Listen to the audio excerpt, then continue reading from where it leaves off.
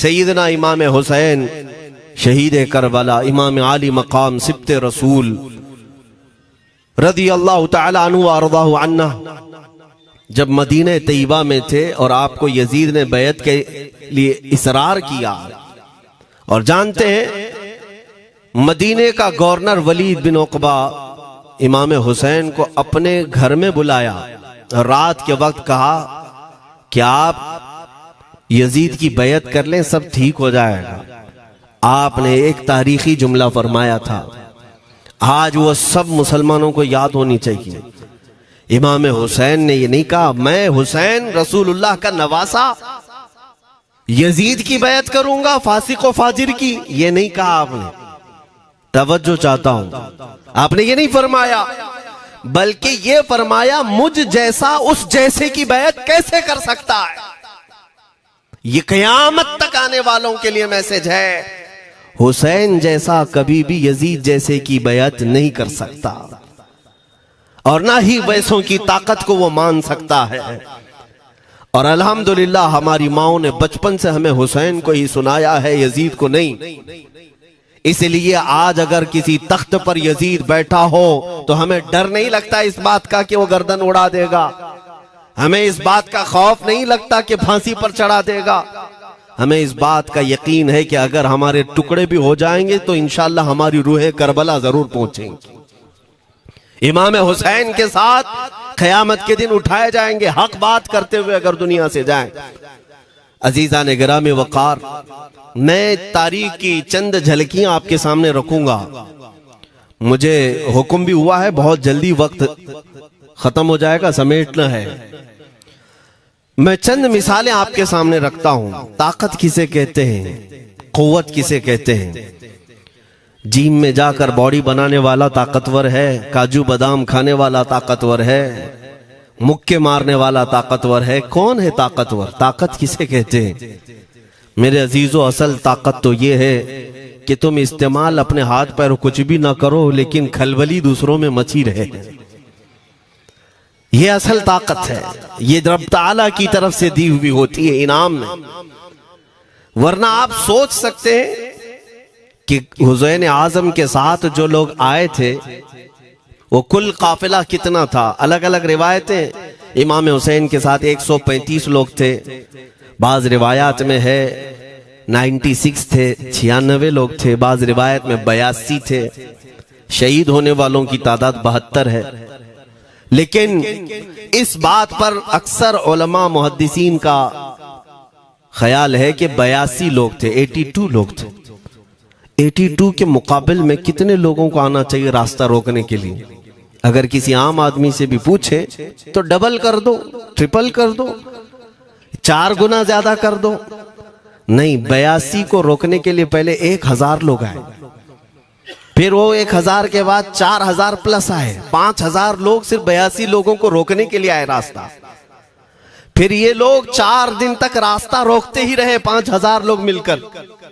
10वीं मुहर्रम होने से पहले पहले फिर तकरीबन 16000 लोग आए, यानी तकरीबन पूरे टोटल मिलाकर 22000 के करीब, 21000 समथिंग कुछ। 22000 की फौज क्या माने रखती है? किसको रोकने के लिए? 82 लोगों को। इसी से समझ में आता है असल ताकत किसे कहते हैं। ताकत इसी को कहते हैं कि उधर 3 दिन के भूखे और प्यासे हैं, उनके खीमों में साजो सामान भी नहीं, जंग के असबाब भी नहीं, और वो जंग की नीयत से भी नहीं गए। उसके बावजूद 22000 के सीनों में जो खलबली मची है, दुनिया इसी को समझ नहीं पा रही है। अगर दुनिया ये समझती है क्वांटिटी का नाम ताकत है तो हम उसको रद्द करते हैं, नहीं, क्वालिटी का नाम ताकत है। ईमान ये असल ताकत है। और एक तारीखी बात मैं आपके सामने रखता हूं। इमाम हुसैन का रास्ता रोकने के लिए सबसे पहले यजीद की फौज से जो शख्स आया था उसको हुर बिन यजीद कहते हैं।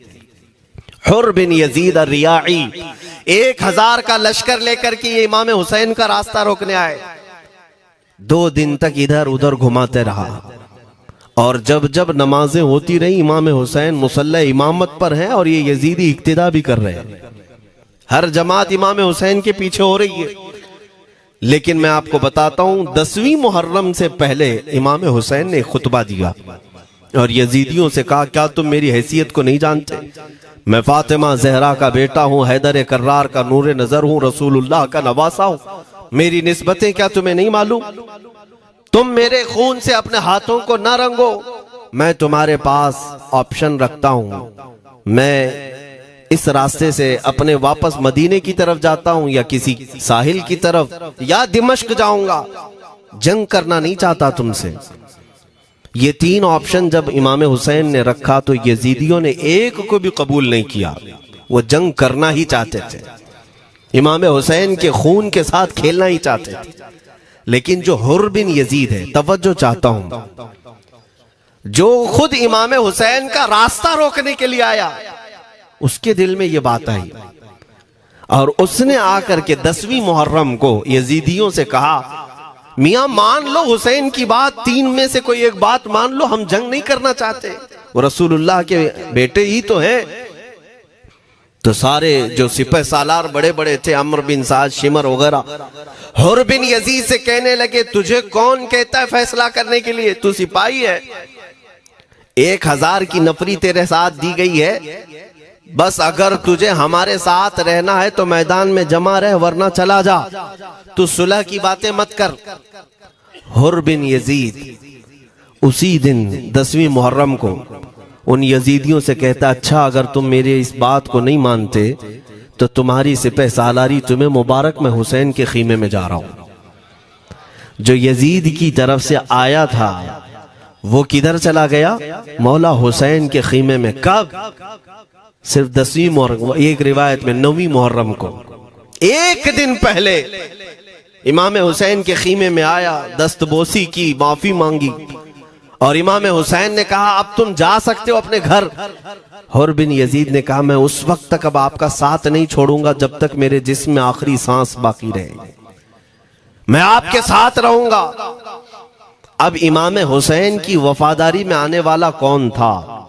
इसलिए मैं आपको एक चीज दे जाता हूं मेरे अजीजों, अल्लाह अज़्ज़ वजल की कुदरत के फैसले हैं, वो जब चाहता है कहीं से भी किसी को हिदायत अता फरमाता है।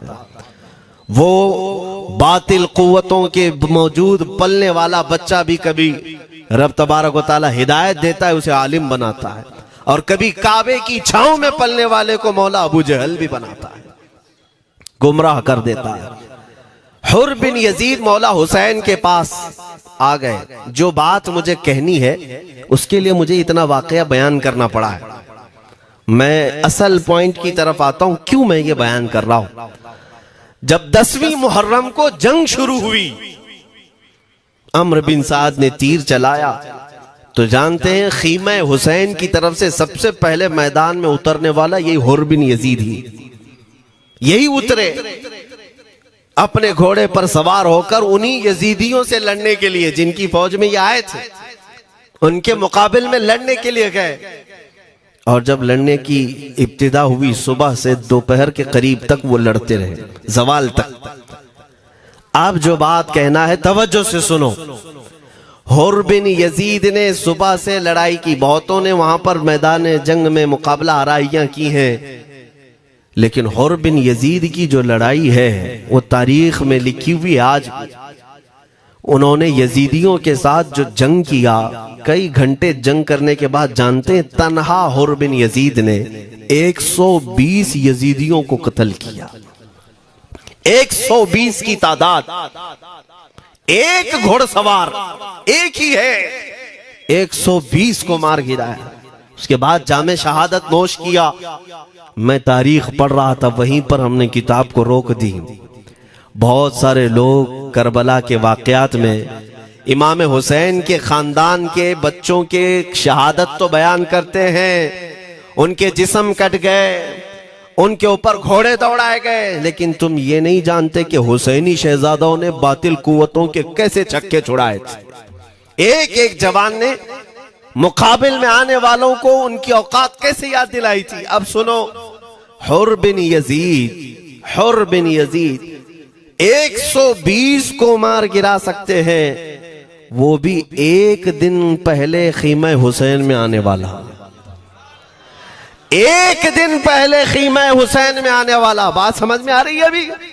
जो एक दिन पहले खीमा हुसैन में आ जाए उसकी ताकत का हाल ये है, जो पैदाइशी हुसैनी हो उसकी ताकत का हाल क्या हो।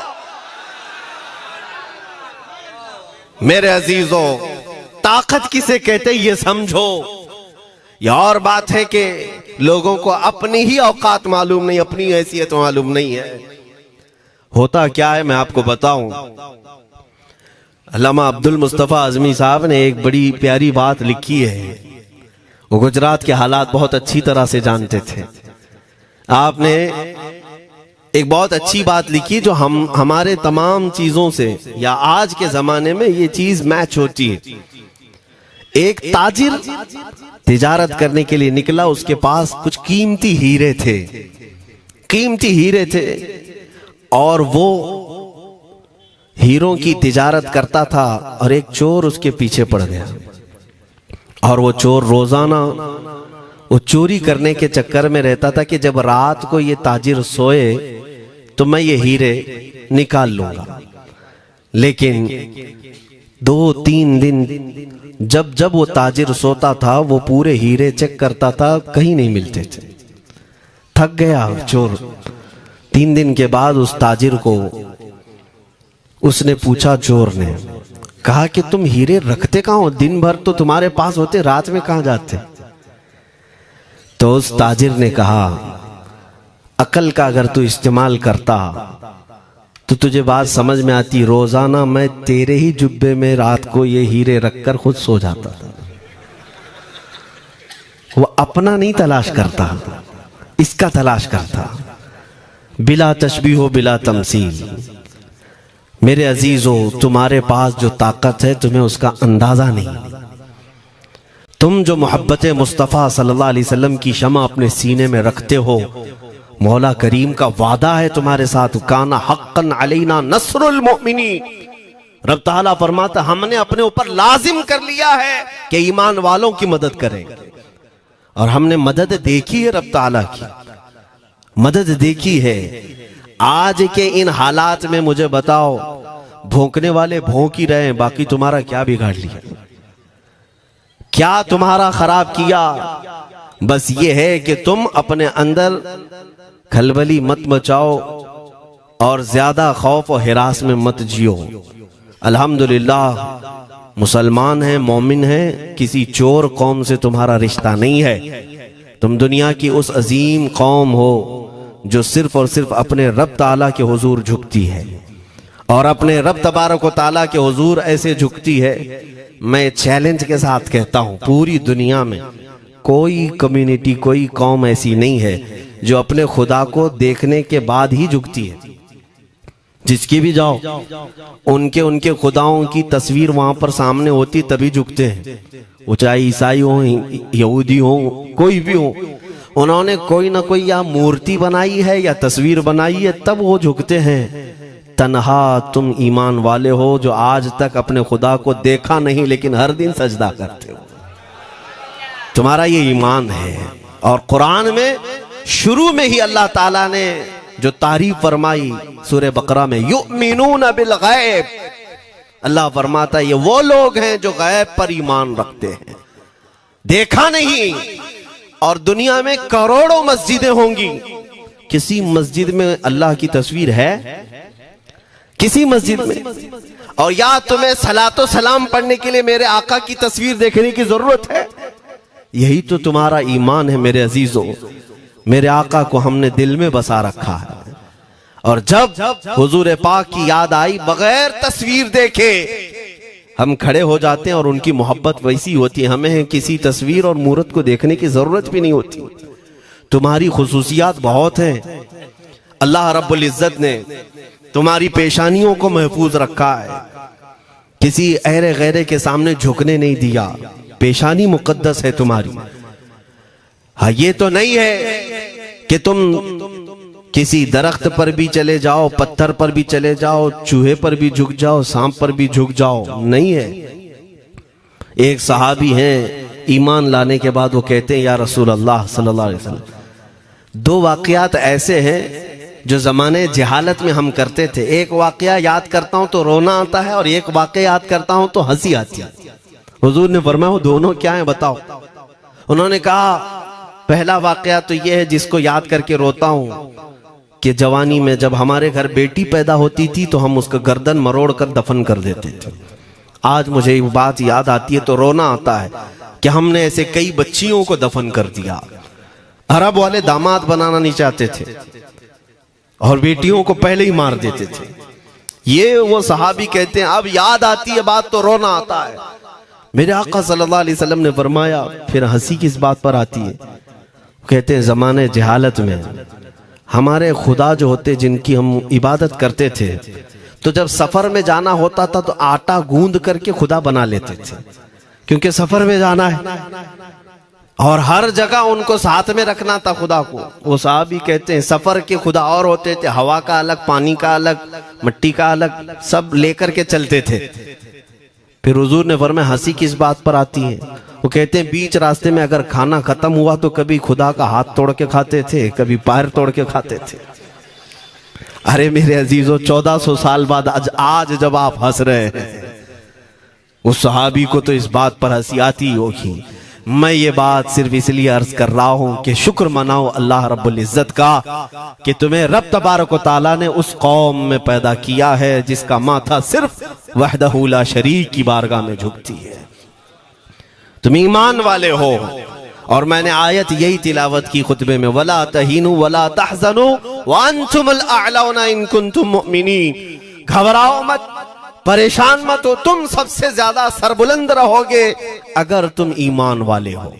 ये कुरान की आयत है। ईमान किसे कहते हैं? ईमान किसे कहते हैं? यानी अल्लाह ने फरमाया अगर तुम ईमान वाले हो तो सबसे ज्यादा कामयाब हो। अब हम पूछते हैं रसूल पाक से ईमान किसे कहते हैं? मेरे आका की जुबान से सुनो, ला युमिनु अहदुकुम हत्ता अकूना अहब्बा इलैहि मिन वालिदिही व वलदिही वन नासी अजमईन। हजरत अनस से रिवायत है, हुजूर पाक सल्लल्लाहु अलैहि वसल्लम फरमाते हैं तुम में से उस वक्त तक कोई कामिल ईमान वाला नहीं हो सकता जब तक अपने वालिदैन, अपने बच्चे, अपने और सारे इंसानों से ज्यादा मैं उसके नजदीक महबूब ना बन जाऊं। हुजूर से कामिल मोहब्बत जब तक ना करोगे तब तक ईमान भी कामिल नहीं है। खुलासा कलाम यही है कि मोहम्मद से वफा तूने तो हम तेरे हैं, ये जहां चीज है क्या लौह कलम तेरे हैं। बस इसी बात पर आपको आना है। इकबाल भी ये कहता है मैं जर्मनी गया, यूरोप का सफर किया, वहां की तरक्कियों को देखा और वो लोग बहुत आगे बढ़ रहे थे। मैं इसीलिए सफर किया कि मैं वहां तहकीक करके आऊं, देखूं, अपनी कौम को आकर के मैं बताऊं मुसलमानों को कि किस फील्ड में तुम जाओगे तो कामयाब होंगे। साइंस में, फिजिक्स में, ज्योग्राफी में, केमिस्ट्री में, मैथ्स में, कौन सी फील्ड में तुम जाओगे तो ज्यादा माहिर होगे। कई साल इकबाल ने वहां की खाक छानी, तहकीकात किया और वापस जब आया अपनी कौम की तरफ, अल्लामा इकबाल कहते हैं मैं सारी दुनिया वहां की यूरोप की छान करके आया, यही देखने गया था कि मेरी कौम किस मैदान में उतरे तो कामयाब होगी। तो लोगों ने पूछा क्या वो तुम्हें राज मिल गया? वो कहते हाँ मुझे राज मिल गया। लोगों ने पूछा किस मैदान में उतरे? तो वो इकबाल कहता है मैं तो राज को पहुंचा, अपनी कौम को बताता हूं तुम्हारी तरक्की का राज सिर्फ इतना ही है कि मोहम्मद से वफा तूने, कि मोहम्मद से वफा तूने तो हम तेरे हैं। ये जहां चीज है क्या लौह कलम तेरे हैं। सारी कामयाबी का असल राज मेरे आका से बेइंतहा मोहब्बत है। मैं दीनी शख्सियात की बात अपनी जगह पर, जो जिसको आप दुनियावी उलूम कहते हैं, लाओ मैथ्स का कोई बहुत बड़ा माहिर रियाजीदान या कोई साइंटिस्ट आपको ऐसा लगता हो, लाओ मेरे आला हजरत इमाम अहमद रजा फाजिल बरेलवी के सामने। जानते हैं आप उस आला हजरत फाजिल बरेलवी ने 55 उलूम पर अपनी तहकीकात लिख दी हैं। बाकी जानते कितने थे वो अल्लाह ही बेहतर जाने। एक बात मैं आपको बता रहा हूं, मैथ्स में, मैथमेटिक्स में उनके पास ऐसी ऐसी इजादात थी। एक किताब आला हजरत ने लिखी है ज्योमेट्री पर, आज के बच्चे जो कॉलेज पढ़ते हैं वो जानते होंगे। ज्योमेट्री की भी कई उसमें अक़साम लिखी गई हैं, और आला हजरत ने एक किताब लिखी है कश्फुल इल्ला अन सिमतिल क़िबला, क़िबला पहचानने का इल्म। तुम तो आज वो कंपास लेकर के पहचानते हो ना, अब तो मोबाइल में आ गया, मोबाइल को घुमाओ, इधर दिखा रहा उधर, उधर दिखा रहा उधर क़िबला। मेरे अजीजों, इस्लाम मशीनों से नहीं चलता है। इसका सेल चला गया तो क्या तुम्हारा इस्लाम चला जाएगा? इसकी बैटरी चली गई तो क्या तुम्हारा दीन चला जाएगा? नहीं, इस्लाम मुकम्मल कवायद और ज़वाबित के साथ है। सारी मशीनें खत्म भी हो जाए, इस्लाम ने तुम्हें कायदे बनाकर दिखाए हैं, प्रैक्टिकल।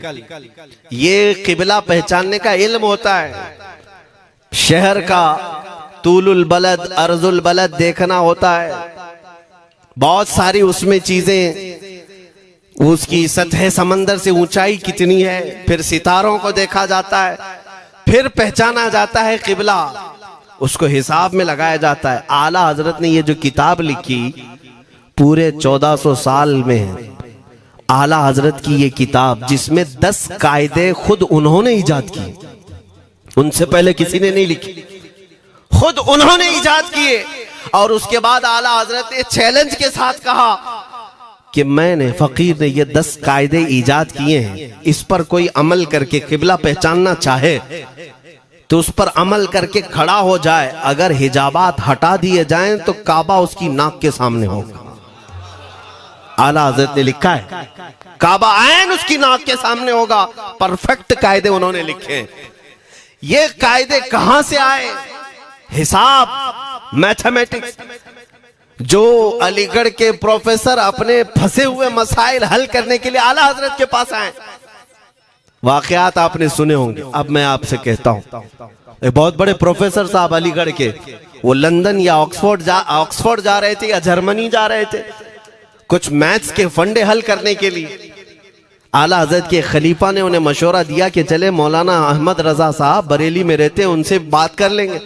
पहले तो उन्होंने मजाक उड़ाया, मौलवी लोगों का काम है, प्रोफेसर जिसमें फंसा हुआ है।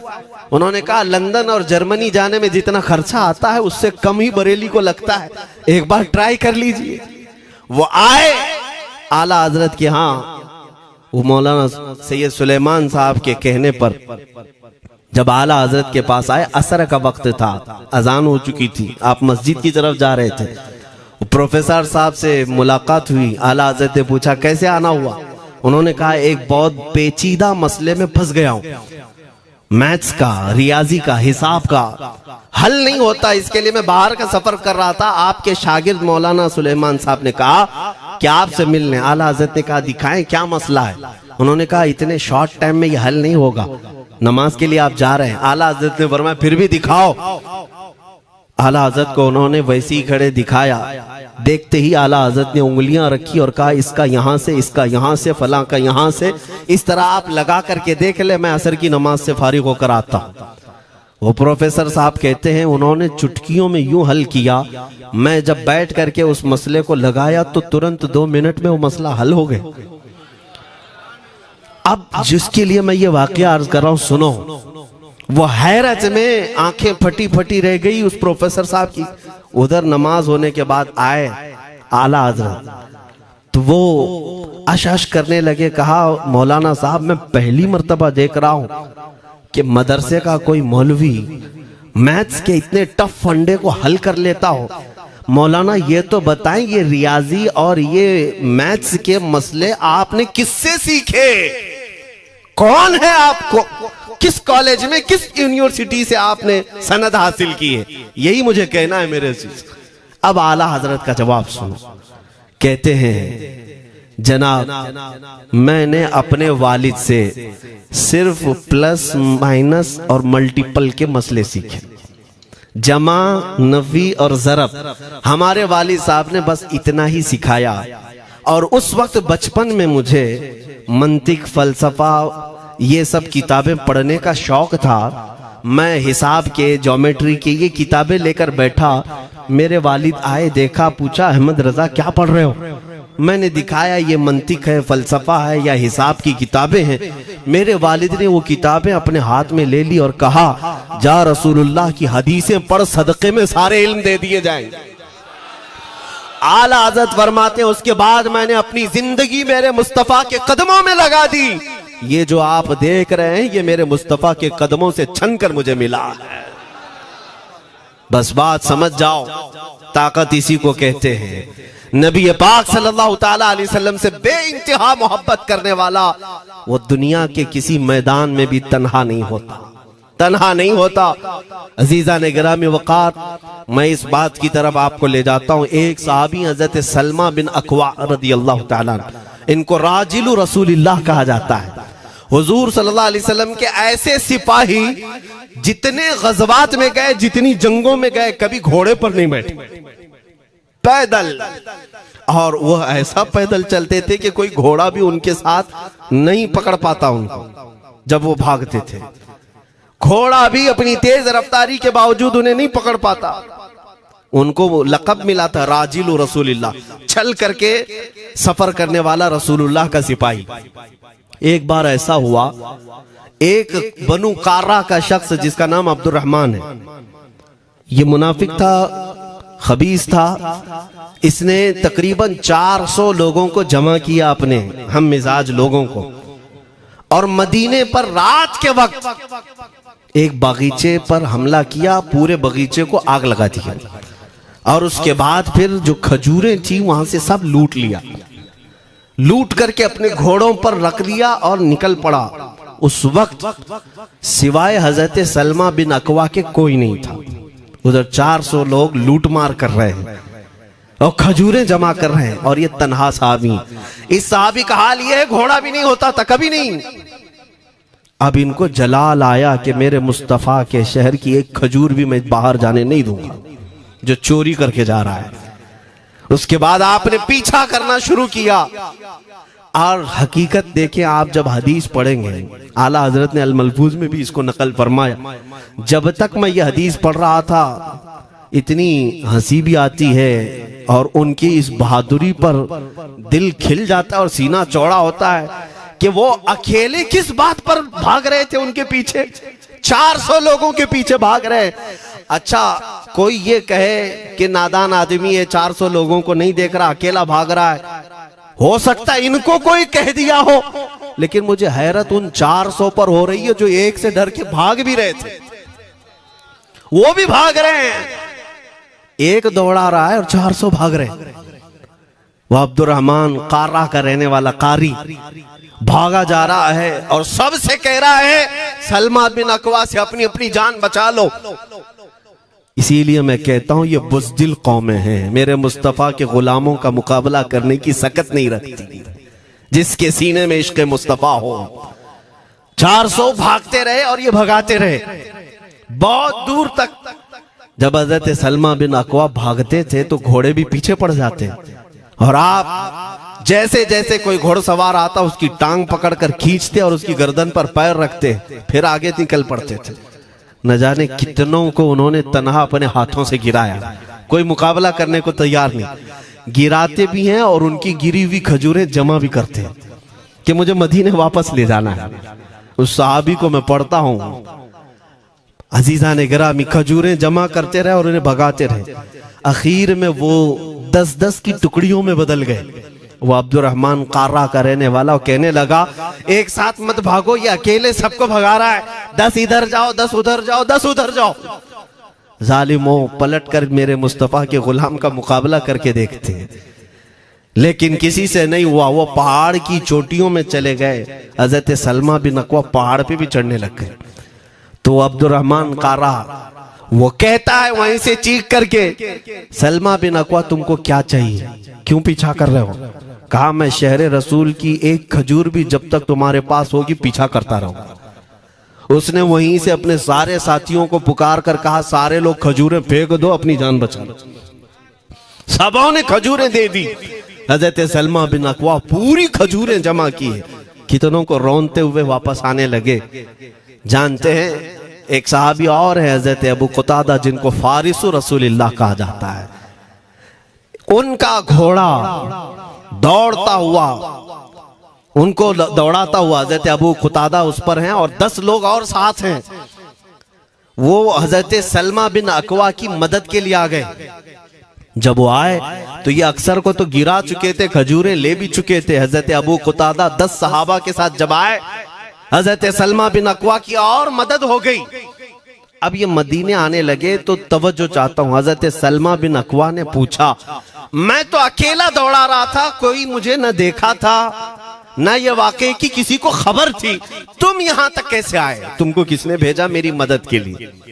मुसलमानों याद रखो, मेरे मुस्तफा की वफादारी में जब कोई निकलता है तो कहां से मदद आती है अंदाजा भी नहीं होता।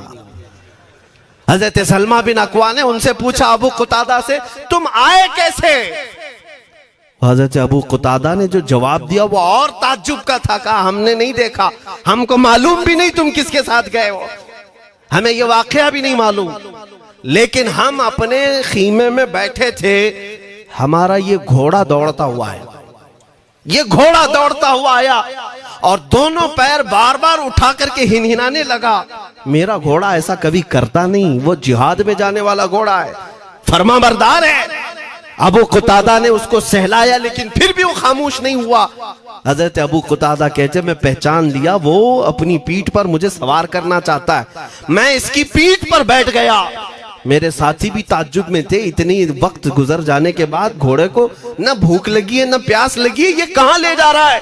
अबू कुतादा कहते, ये घोड़ा है जो तुझ तक हम सबको ले आया है। हजरत सलमा बिन अकवा ने कहा, हाँ मुझे याद है, जब मैं उन 400 को दौड़ा रहा था तो तुम्हारा घोड़ा मुझे देख रहा था। पता ये चला दुनिया का हर जानवर भी मेरे मुस्तफा का वफादार है। अगर तुम नबी पाक सल्लल्लाहु अलैहि वसल्लम की इज्जत व हुर्मत के लिए उठते हो तो चूंटियां अपने सुराख में तुम्हारे लिए दुआ में मशगूल हो जाती हैं, मछलियां पानी में तुम्हारे लिए दुआएं करती हैं। अजीज़ान गिरामी वक़ार, आज मैं अपने जुमलों को समेटते हुए ये बात कहता हूँ, धोराजी की सरजमीन मैंने कभी सुना नहीं या कभी आपसे मुलाकात नहीं की, लेकिन इतना बड़ा मजमा हमें जो सुनने के लिए बैठा है, लोग मुसाफे के लिए आए, फूल हार पेश किए, टूट पड़ते हैं मुलाकातों के लिए। मैं अक्सर जलसों में भी और अपने प्रोग्रामों में ये कहता हूँ, मुझे जो आप इज्जत की निगाह से देखते हैं या मिलना चाहते हैं या देखना चाहते हैं या सुनना चाहते हैं, तो वो इसलिए नहीं है कि किसी बाप का, बड़े बाप का बेटा है या किसी सियासी पार्टी का नेता है। आपकी जो मोहब्बत है वो सिर्फ इसलिए है, ये नाज ये अंदाज हमारे नहीं होते, झोली में अगर टुकड़े तुम्हारे नहीं होते, या रसूल अल्लाह जब तक के मदीने से इशारे नहीं होते, रोशन मेरी किस्मत के सितारे नहीं होते।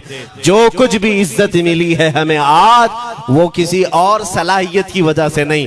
साफ मैं बता देता हूं, मैं मुकर्रिर आदमी नहीं, मैं खतीब आदमी नहीं, मैं वो शोलाबार मुकर्रिर नहीं हूं कि जिनकी तकरीरों से लोग बहुत ज्यादा नफा उठाते हो। मैं तो तालिबे इल्म आदमी हूं।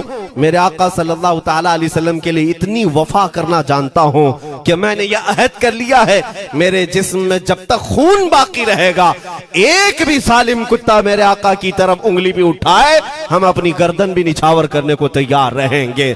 मेरे आका सल्लल्लाहु ताला अलैहि वसल्लम के लिए कुर्बानी का जज्बा है, इसलिए मेरे आका ने ये इज्जत अता की है। फिर मुझे ये कहने का हक भी है, जब तक बिके न थे तो कोई पूछता न था, या रसूल अल्लाह तुमने खरीद कर हमें अनमोल कर दिया।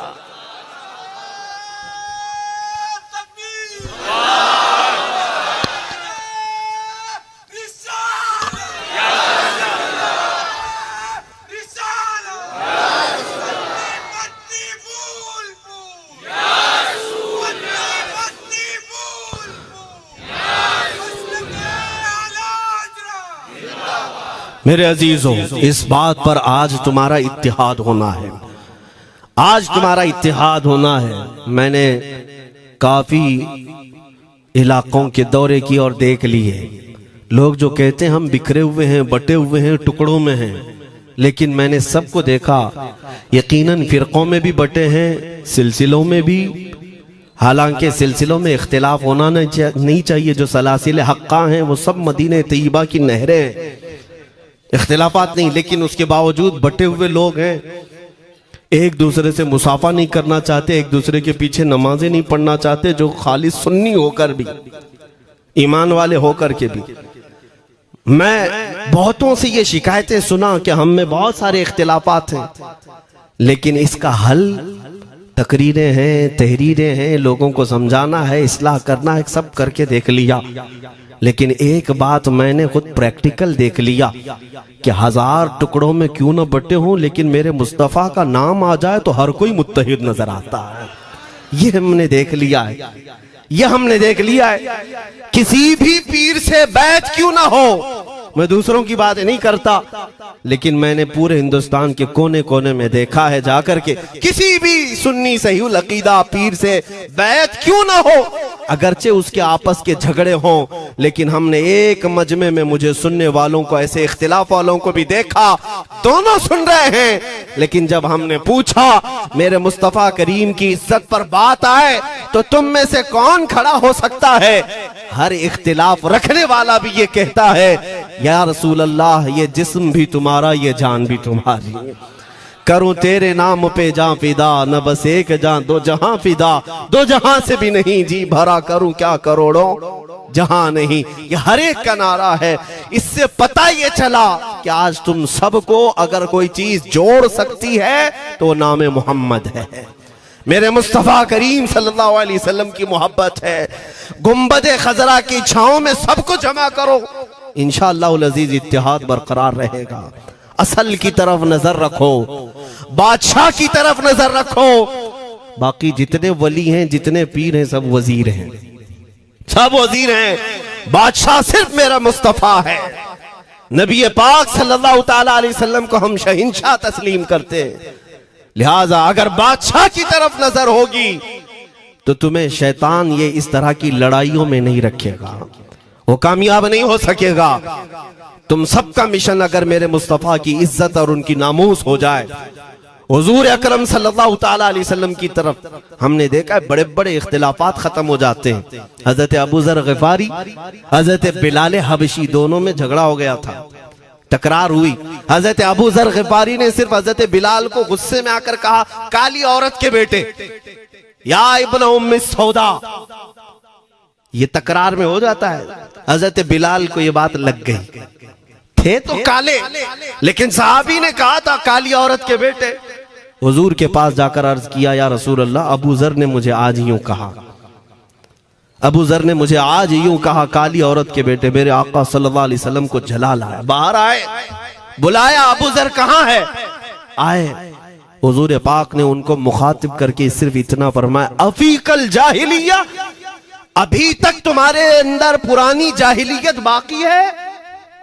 3 बार पूछा और उसके बाद मेरे आका चले गए, कुछ नहीं फरमाया। पुराने जमाने की काफिरों की जाहिलियत अभी बाकी है, जो माँ के नाम से लोगों को गालियां देते या पुकारते थे। हजरत अबू जर गिफारी को इतनी बात लग गई कि मेरे आका मुझसे रूठ गए, मेरे आका के दिल पर यह बात लग गई। तो उन्होंने ये नहीं किया कि देखा जाएगा बाद में क्या होगा, नहीं, सीधे मस्जिद नबवी में हजरत बिलाल को ढूंढने के लिए आए। कहां है? हजरत बिलाल मिल गए तो उनका हाथ पकड़ करके लाए। अबू जर गिफारी जमीन पर लेट गए, सो गए। कहा है बिलाल, मुझे माफ कर दे, मैंने तुझे सख्त जुमला कहा, मुझे माफ कर दे। हजरत बिलाल ने कहा, ठीक है, मैंने माफ कर दिया, हो गई बात। लेकिन हजरत अबू जर गिफारी ने कहा, नहीं, मेरा दिल इस पर सुकून नहीं मानेगा। एक काम करो ए बिलाल, तुम अपना ये पैर मेरे चेहरे पर रगड़ो, ये तुम्हारा तलवा जिसको मैंने काला कहा था, उसी तलवे से मेरे चेहरे पर तुम रगड़ो, ताकि मुझे मेरी हैसियत पता चल जाए। हजरत बिलाल क्या उनकी बात पर अपना पांव उनके चेहरे पर रगड़ देते, दोनों हाथों से उनको जमीन पर उठाया और सीने से सीना लगाया। कहा है अबू जर, कैसी बात करते हो, जिस आका के तुम गुलाम हो उसी आका का मैं भी गुलाम। मैंने ये तारीख में पढ़ा है, अगर सख्तियों को कोई चीज जोड़ सकती है तो वो मेरे आका की मोहब्बत है और मुस्तफा करीम की मोहब्बत है। तुम्हारे सीने चौड़ा कर देगी, तुम्हारा दिल कुशादा कर देगी, तुम अपनों को एक्सेप्ट करने लग जाओगे अपने नबी की निस्बत पर। हाँ, एक बात याद रखें, मैं ये सिर्फ मेरे आका की निस्बत वालों के लिए कह रहा हूं। बाकी हमारा अकीदा तो ये है, नबी से हो जो बेगाना उसे दिल से जुदा कर दे, पिदर मादर बिरादर जानो माल उन पर फिदा कर दे। हम उसको मानते ही नहीं, चाहे बाप हो कि माँ हो, जो मेरे नबी को नहीं जानता, जो मेरे आका की अजमत को नहीं पहचानता। मैं उनके बारे में नहीं कहता। हाँ, हमारे एक उस्ताद बुजुर्ग उन्होंने फरमाया था कि बेटा बात करने का लहजा नरम रखना हमेशा। बहुत सारे लोग हमारी तकरीरों को अभी अभी जो सुनते हैं वो कहते हैं बहुत कड़क बोलते हैं, सख्त बोलते हैं। मेरे अजीजों, पिछले 15 साल से करते हैं हम तकरीरें, अखलाकियात पर, तसव्वुफ पर बहुत सारे नरम अंदाज में गुफ्तगू करने के हम आदी थे। वो सब नहीं देखते, लेकिन जहां हम थोड़ा सा चीखते हैं या गरज के साथ बोलते हैं, वो बहुत जल्दी किसी को लगती है और कहते हैं आप बहुत कड़क लहजे में कहते हो। 90% हमने नरम लहजे में बात किया है, लोगों को अखलाकियात सिखाया है। चोरी, जिना, डकैती, सूद, शराब, इन सब की मजम्मत पर बयानात हमने रिकॉर्ड किए। वो सब नजर नहीं आता, लेकिन सख्त जुमले बहुत जल्दी नजर आते हैं। लेकिन ये मैं क्यों करता हूं वो भी आपको बता दूं। हमारे एक बुजुर्ग उस्ताद ने फरमाया, कहा कि बेटा नरम गुफ्तगू करने की आदत रखना, इसलिए कि मेरे आका सल्लल्लाहु अलैहि वसल्लम की सुन्नत है नरमी से कलाम करना।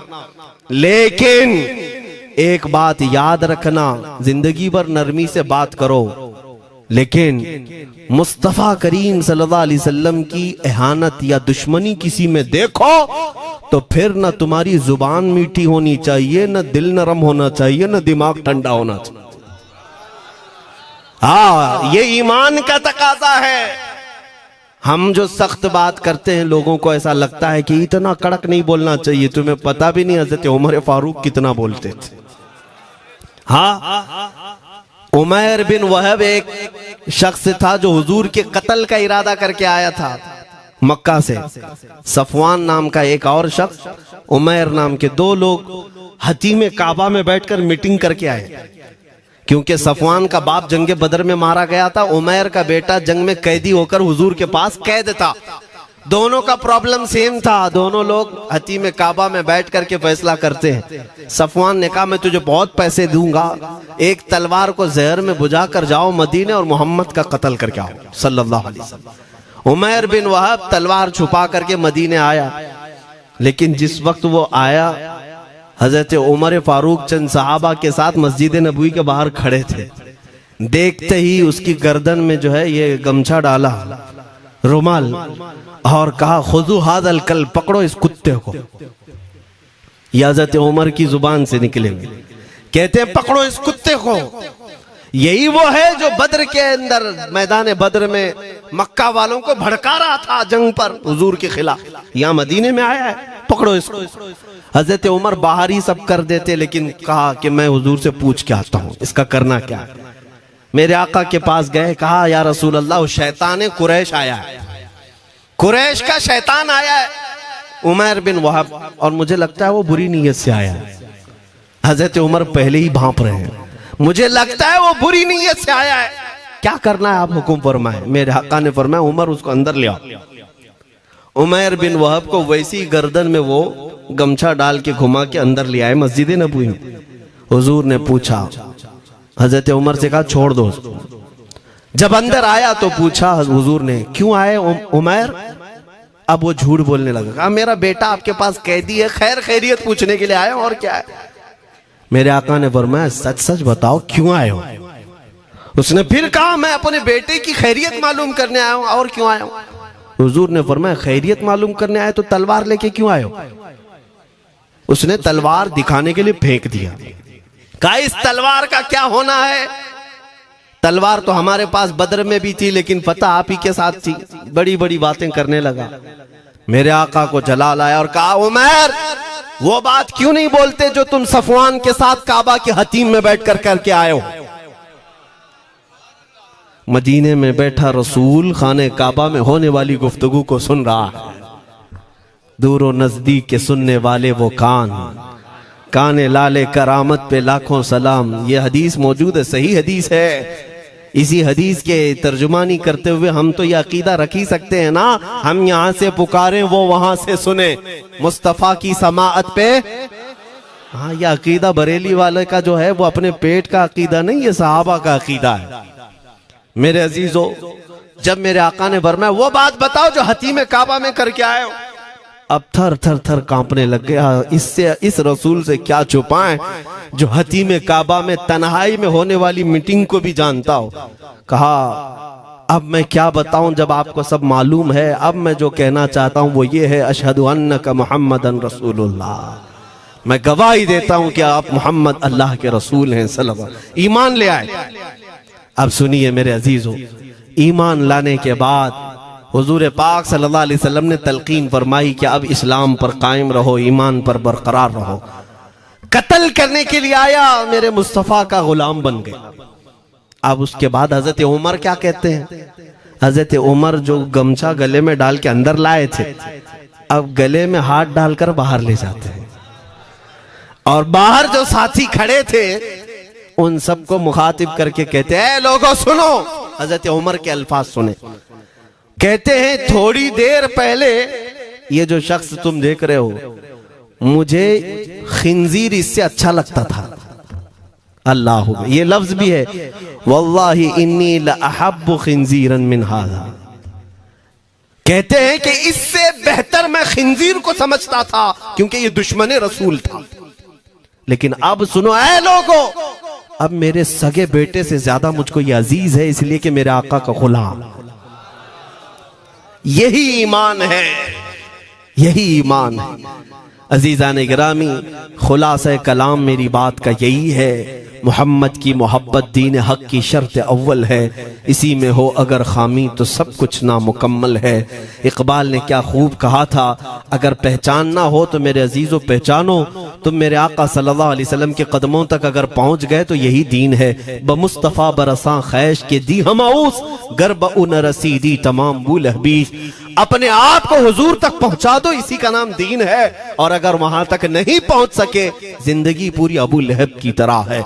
हो ना ये फूल तो बुलबुल का तरन्नुम भी ना हो, चमने दहर में कलियों का तबस्सुम भी ना हो ना ये साकी तो मैं भी ना हो, खुम भी ना हो, बस में तौहीद दुनिया में ना हो, तुम भी ना हो। या रसूल अल्लाह, खीमा अफलाक का इस्तादा उसी नाम से है, नबज़ हस्ती तपश आमादा उसी नाम से है। दश्त में दामने कोहसार में मैदान में है, बहर में मौज की आगोश में तूफान में है, चीन के शहर मराकश के बयाबान में है, और पोशीदा हर मुसलमान के ईमान में है। वो मेरे आका की जात ही है, हर जगह है, और उसी की तरफ हमें सबको मुतवज्जह होने की आज जरूरत है। ताकत किसका नाम है, मैंने शुरू इसी बात से किया था, इसी पर खत्म करता हूं। ताकत और कुव्वत सिर्फ बॉडी बनाने को नहीं कहते, ताकत और कुव्वत सिर्फ और सिर्फ काजू बादाम खाने को नहीं कहते। ताकत और कुव्वत उसके अंदर है जो देखने को अगरचे कमजोर लगता हो, लेकिन दुश्मनों के सीने उसकी याद से ही आज भी खलबली मच जाती हो। हमने देखा है 100 साल पहले की बात, आला हज़रत इमाम अहले सुन्नत फाजिल बरेलवी इमाम अहमद रजा खां, नाम तो हर बच्चा जानता है आज, और अपनों से ज्यादा गैर भी जानते हैं और थरथराते भी हैं। लेकिन क्या कभी तुमने आला हजरत की सीरत में यह पढ़ा कि उनका जिस्म कैसा था? उनका जिस्म कैसा था? बहुत लहीम शहीम, चौड़े सीने वाले, बड़े बाल वाले, ऊंचे चेहरे वाले? नहीं मेरे अजीजों, तारीख में आप पढ़ोगे आला हजरत कसरत से लिखने की वजह से, कसरत से इबादत की वजह से जिस्मानी एतबार से बड़े दुबले पतले थे, बड़े दुबले पतले थे। लोग देखने वालों ने यह कहा है जिस्मानी साख्त ऐसी नहीं थी कि कोई पहलवान नजर आता हो, दुबले पतले थे, नहीफ थे, देखने में कमजोर लगते थे। लेकिन मजाल है जब वो आशिक रसूल का कलम चलता था, कलम चलता था, और वो भी यूं पुकार कर कहता था ये रजा के नेज़े की मार है, क्यादू के सीने में गार है, किसे चारा जोई का वार है कि ये वार वार से पार है। और फिर उन काफिरों को कहा था उस इमाम अहले सुन्नत ने, किल के रजा है खंजरे खूंखार बरकबार। ये कोई दावा नहीं कर सकता आज। किल्क किसको कहते हैं समझा भी देता हूं मैं आपको। किल के रजा, आला हज़रत अपने कलम को कह रहे हैं, किल्क मतलब कलम, रजा का कलम कैसा है? खंजरे खून खार बरकबार, यानी खून पीने वाला खंजर और चमक पैदा करने वाली जो बिजली होती है। आला हज़रत बड़े नरम दिल भी थे, रहम दिल भी थे। अपनों को जब नवाजते थे तो बेहिसाब नवाजते थे। आजिजी ऐसी कि बच्चों से भी माफी मांगते, आजिजी ऐसी, और अपने पीर खाने पर जाने की बात आए तो चप्पलें कितनी दूर छोड़ जाए। गुरूर और घमंड की बात नहीं, लेकिन जब मेरे मुस्तफा के दुश्मनों से मुकाबले की बात आती तो यूं कहते, तुम क्या समझते हो किल के रजा है खंजरे खूंखार बरकबार, आदा से कह दो खैर मनाए न शर करे। ये बात ईमान के तकाजे की है। मैं आज हर आलिम से मिंबर पर बैठे हुए और हर मोमिन से यही कहना चाहता हूं, जो मेरे मुस्तफा की इज्जत की बात आए सर चढ़कर बोलना सीख जाओ। मेरे आका ने फरमाया है, जालिम और जाबिर बादशाह के सामने हक बात का ऐलान करना सबसे अफजल जिहाद है। और ये तो कर ही सकते हो। उन पाखंडियों को लफ्ज़ जिहाद से भी डर लगता है और लफ्ज़ जिहाद पर ही बड़ा प्रोपेगेंडा करते हैं। मुझे इस बात का कोई खौफ नहीं। हाँ, लोग ये कहते हैं मौलाना जिहाद के लफ्ज पर थोड़ा साइड होकर के बात कर लेते हैं। तुम बुज़दिल क्यों बने जा रहे हो? लफ्ज़ जिहाद एक पाकीज़ा लफ्ज है, मुकद्दस लफ्ज है। इस लफ्ज को अगर निकाल दिया तो मेरे आका की आधी सीरत खत्म हो जाएगी। कैसे बताओगे नबी पाक की सीरत? बदर को क्या कहोगे? तकरार हुई थी। खंदक, उहद, तबूक, खैबर, ताइफ, ये सब को क्या कहोगे? तकरार हुई थी। जिहाद लफ्ज है, सेल्फ डिफेंस का नाम है। इतना हक तो हर एक को है मेरे अजीजों। लेकिन ये तो आज मैं ये बात भी नहीं कर रहा हूं तुमको तलवार उठाओ, बंदूक उठाओ, गोली मारो, बंदूक से लो, ये सब बातें तो हम करते भी नहीं, हमें जरूरत भी नहीं। लेकिन हमें पता है हमारे अल्फाज ही काफी हैं। मेरे आका सल्लल्लाहु ताला अलैहि वसल्लम की मोहब्बत जिसके सीने में हो, मेरे आका ने जब ये फरमाया है कि हक बात का ऐलान करना सबसे अफजल जिहाद है, तो इस पर तो हर कोई आज अमल कर सकता है। हक बात कहो, मिंबरों से कहो, और ट्रस्टियों से भी कहता हूं उलमा को कहने की आजादी भी दो कि वो बुज़दिल न बनाए। खौफ न रख रजा जरा, तू तो है अब्दे मुस्तफा। एक बात समझ करके चले, हम मुल्क के खिलाफ, कानून के खिलाफ नहीं बोलना चाहते। मुल्क हमारा भी है, देश हमारा भी है, और यहाँ के कवानीन जिस पर हम अमल कर रहे हैं, खुशी से अमल कर रहे हैं। लेकिन इन जालिमों ने क्या बना दिया है, इनके नजदीक देश पूरा मोदी है। हाँ, इन साहब के बारे में मत बोलो, वो देश है, कल को अगर नहीं रहे तो देश चला जाएगा। मेरे अजीजों, किसी व्यक्ति, किसी शख्स की गलत पॉलिसियों पर तनकीद करने का नाम देश के खिलाफ बोलना नहीं है। हम अपने देश से मोहब्बत ऐसी करते हैं, ऐसी करते हैं। आज भी आजादी का दिन है ना, आजादी का दिन है। ये लगे हाथों ये बात कह करके गुजरता हूं। आज भी जा करके देखें, इंडिया गेट पर सबसे ज्यादा शहीदों के नाम जो लिखे गए हैं वो मुसलमानों के हैं। इनको क्या पता है 1857 से जो अंग्रेजों के खिलाफ लड़ रहे थे, ये लड़ रहे थे। आजादी का परचम सबसे पहले बुलंद करने वाला कोई संगी नहीं था, वो शहीद टीपू सुल्तान था। सबसे पहले तोपमैन हिंदुस्तान का, अंग्रेजों के खिलाफ आवाज बुलंद करने वाला। पूरे अंग्रेज उसके खिलाफ खड़े थे। इनको आज बोलने की तौफीक भी नहीं मिलती। और उसके अलावा वो उलमा की बात कहां चली गई आज? अंग्रेज तारीखदान ने लिखा है कि सबसे ज्यादा हमें खतरा हिंदुस्तान में मुसलमानों से था, और हमने दिल्ली से लेकर कश्मीर तक कोई एक झाड़, कोई एक दरख्त बाकी नहीं था जिसमें हमने एक आलिम को लटकाया नहीं था फांसी पर। जिनकी तादाद गिनी गई है तो तकरीबन 26,000 उलमा को इन्होंने फांसी दी थी, दिल्ली से लेकर कश्मीर तक। मुझे बताओ, जजीरा अंडमान निकोबार में किसको भेजा है? मौलाना फजल हक खैर आबादी, इनायत अहमद काकोरवी, ये तमाम वो लोग हैं। अल्लामा इनायत अहमद काकोरवी, जिनकी किताब आज तकरीबन हर मदरसे में पढ़ाई जाती है, इल्म सिखा।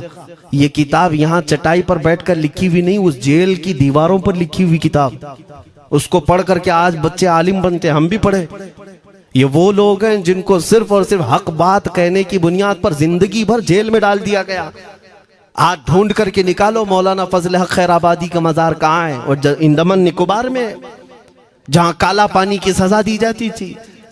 किफायत अली काफी का नाम सुना है मेरे अजीजों? ये नाम का जिक्र आना तो हक बनता है आज की रात जरूर। मुरादाबाद शहर का वो आलिम रब्बानी, वो सिर्फ और सिर्फ मुजाहिद आजादी नहीं बल्कि फना फिर रसूल भी था। आप इसी से अंदाजा लगा लें, आला हजरत जैसा आशिक, हदायके बख्शिश लिखने वाला। आला हजरत के अशार तो पता है ना, इमामुल कलाम कहते हैं। आला हजरत की नातों को इमामुल कलाम कहते हैं। सारे कलामों का इमाम आला हजरत की नाते हैं।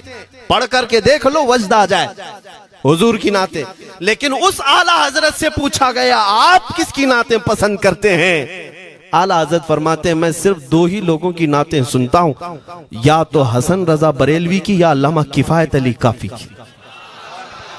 आला हजरत जिसकी नाते सुनते हो, इसी से अंदाजा कर सकते हो किफायत अली काफी कौन थे। मैं अक्सर जगहों पर इनका तस्करा करता हूं ताकि बच्चों के जहनों में ये बात मुंतकिल हो जाए। अब मैं आपको बताऊं, उनकी जुबान में अल्लाह ने वो ताकत दी थी कि वो जब इश्क़ रसूल पर बोलते थे तो हजारों का मजमा रोने लगता था, उनकी तरफ आ जाते। और अंग्रेजों को ये बात कतान पसंद नहीं थी। उन्हें कई तरह से गिरफ्तार करने की कोशिश की गई। आखिरकार एक मुनाफिक के जरिए से मौलाना किफायत अली काफी को गिरफ्तार करने के लिए अंग्रेज आए। कितने जानते हैं? 3000 लोग आए एक आलिम को गिरफ्तार करने। हमेशा कुत्ते झुंड में ही आते हैं। हाँ, मॉब लिंचिंग भी जो है ना, कुत्ते झुंड में ही करते हैं। किफायत अली काफी रहमतुल्लाह अलैह को गिरफ्तार करके ले गए दारुल इमारत में। अंग्रेजों ने रात के वक्त किफायत अली काफी के कपड़े खोले और उनके जिस्म पर गर्म इस्त्री फेरी। इस्त्री से पूरा दागते थे और जब चमड़ी जल जाती थी तो उस पर नमक छिड़कते थे। हफ्ता भर तक अल्लामा किफायत अली काफी को उन्होंने ये दर्दनाक सजाएं दी। बीच में कई मर्तबा उनको सामने ऑफर रखा, तुम बदल लो अपनी बातें, छोड़ दो अपनी इस कौम को वरगलाना, छोड़ दो ये सब जो तुम तकरीरें करते हो, हम अपने हुकूमत में तुम्हें ले लेंगे, वजीफा भी देंगे, ओहदा भी देंगे। किफायत अली काफी रहमतुल्लाह अलैह ने फरमाया, तुम गलत जगह हाथ मारे हो। हाँ, ये वो जगह नहीं है जहां से 500 पाउंड लेकर के कौवा भी हलाल कर दिया जाए, हर चीज जो है तुम्हारे हिसाब की बना दी जाए, ये वो जगह नहीं है। किफायत अली काफी रहमतुल्लाह अलैह ने कहा, मेरा दीन इतना सस्ता नहीं है, इतना सस्ता नहीं है। उसके बाद उन्होंने कहा, तो फिर तुम मरने के लिए तैयार रहो। कहा, खुशी से। 8 दिन के बाद उनको एक चौराहे पर ले जाकर फांसी का फंदा लगाया गया और पूरे मजमे में आपको फांसी के लिए चढ़ाया गया।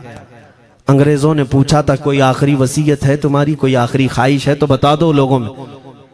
फांसी पर चढ़ने वाला ये कहता होगा, मेरी बीवी से मिल लूं, बच्चों से मिल लूं, जायदाद प्रॉपर्टी की वसीयत कर दूं, मेरे बाद कौन बैठेगा वो कह दूं। लेकिन किफायत अली काफी की बात पर कुर्बान जाओ, उस भरे मजमे में कहते, हाँ मेरी आखिरी ख्वाहिश एक ही है, एक बार नाते रसूल पढ़ लो। अल्लाह अल्लाह, एक बार नाते रसूल पढ़ लो। उन्होंने कहा, ठीक है, तुम्हारी इस ख्वाहिश का हम अदब करते हैं, कर लो।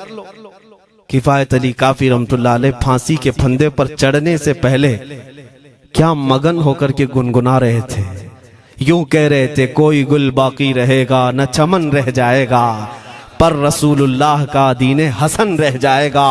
अतलसो कम ख्वाब की पोशाक पे नाजा न हो, इस तने बे जान पर खाकी कफन रह जाएगा। सब फना हो जाएंगे हश्र तक काफी, वो लेकिन नाम हजरत का जुबानों पर सुखन रह जाएगा।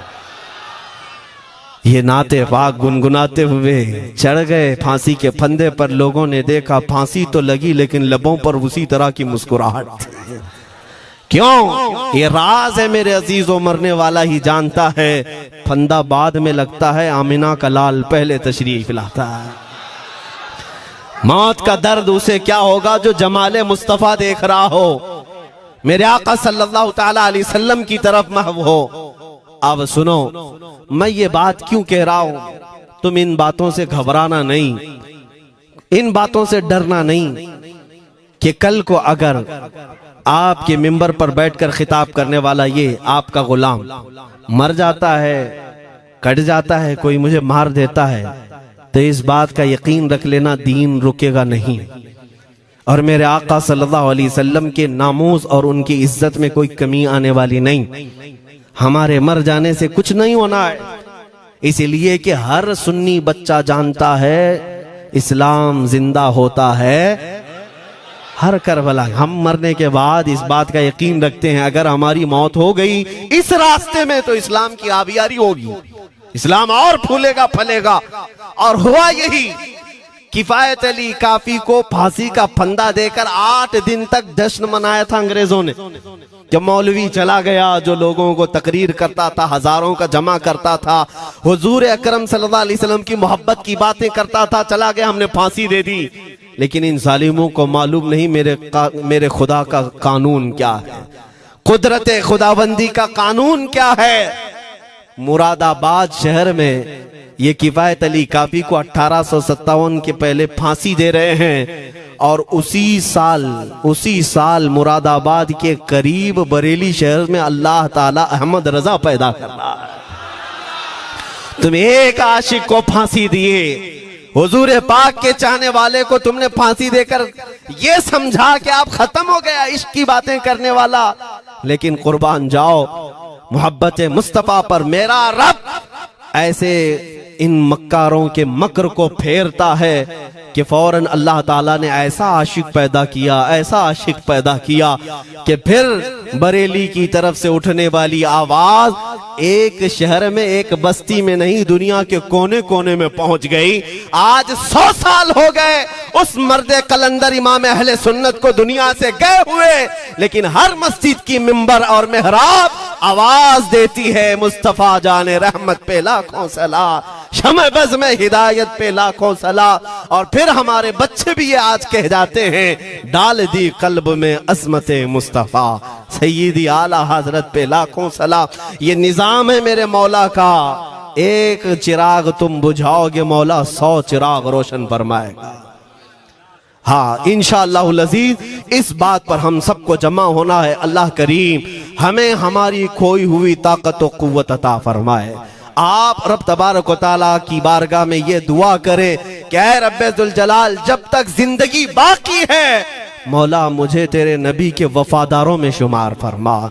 इसलिए मैं जब भी हुजूर की बारगाह में अरीजा पेश करता हूँ तो ये जरूर कहता हूँ, आखा बद हैं तो आपके, भले हैं तो आपके, टुकड़ों पे यही के पले हैं, रुख किधर करें, तुझसे जो मुंह छुपाएं तो करें किसके सामने। या रसूल अल्लाह, क्या किसी और से तवक्को नजर की है? हमारा मानना तो ये है, मैंने देखा भी है अपने बच्चों को, और हम कहते हैं मेरे आका की बारगाह में, आका गुनहगार तो हो गए लेकिन आपके गद्दार नहीं है, गद्दार नहीं है। जब तक गद्दार नहीं होंगे मेरे आका की तरफ से तुम्हारे लिए हमेशा इस्तकबालिया खुला रहेगा। आओ मेरे अजीजों, इस बात पर मैं गुफ्तगू को खत्म करता हूँ आज के इस उर्स मुबारका में। और आज आजादी की ये रात है, हम बारगाह मुस्तफा में अरीजा पेश करते हैं, या रसूल अल्लाह, आपको इस वतन से बूए वफा आई थी, मेरे आका इस वतन की तरफ नजरे करम फरमा दे। क़यामत तक आने वाली हमारी नस्लों में मेरे आका सिर्फ आपके आशिक ही पैदा हो, कोई गद्दार ना पैदा हो। हमारी दुआ यही है मेरे आका, मैं मुजरिम हूँ आका, मुझे साथ ले लो कि रस्ते में हैं जा बजा थाने वाले, चमक तुझसे पाते हैं सब पाने वाले, मेरा दिल भी चमका दे चमकाने वाले। व आखिरु दावाना अनिल हम्दुलिल्लाहि रब्बिल आलमीन।